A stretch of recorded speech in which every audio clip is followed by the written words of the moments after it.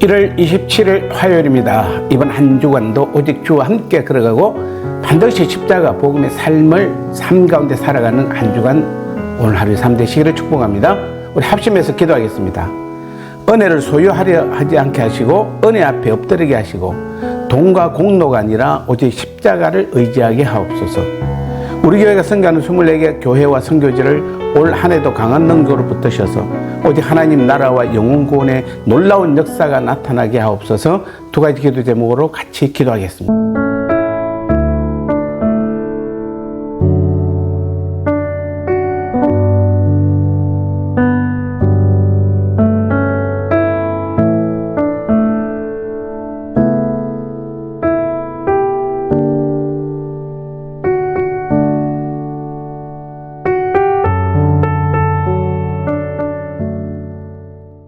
말씀 나누겠습니다. 오늘 제목은 돈으로 절대 살 수 없는 것이라는 제목입니다. 사도행전 8장 18절 19절 말씀입니다.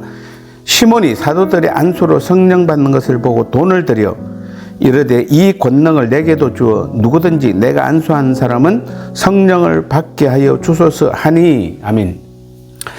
오늘 사도행전 8장 18절 19절은 초대교회 역사 속에서 아주 중요한 사건을 다룹니다. 성령이 임한 것을 본 시몬이 사도들에게 돈을 내밀면서 말합니다.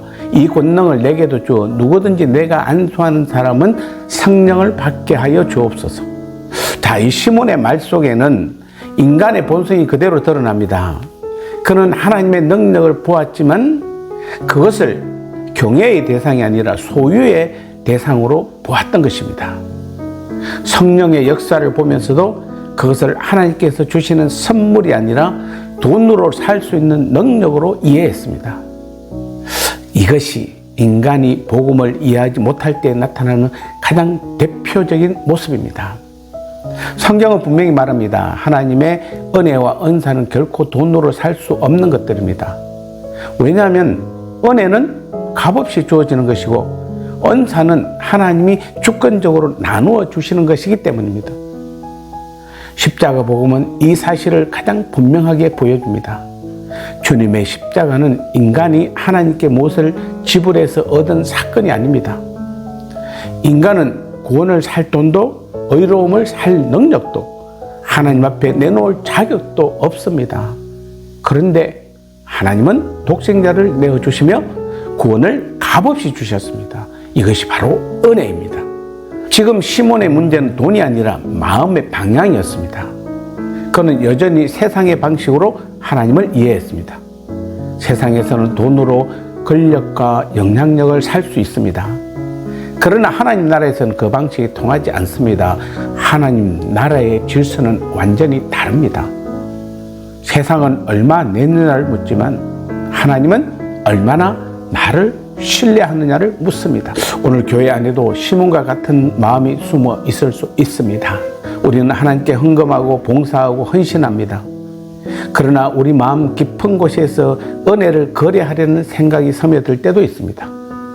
가령 이런 것입니다. 이 정도 했으니 하나님께서 나에게 복을 주셔야 한다.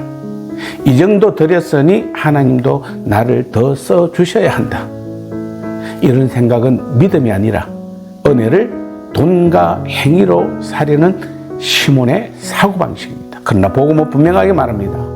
하나님의 은혜는 거래의 대상이 아니라 경배의 대상입니다. 하나님의 은사는 노력의 대가가 아니라 선물입니다.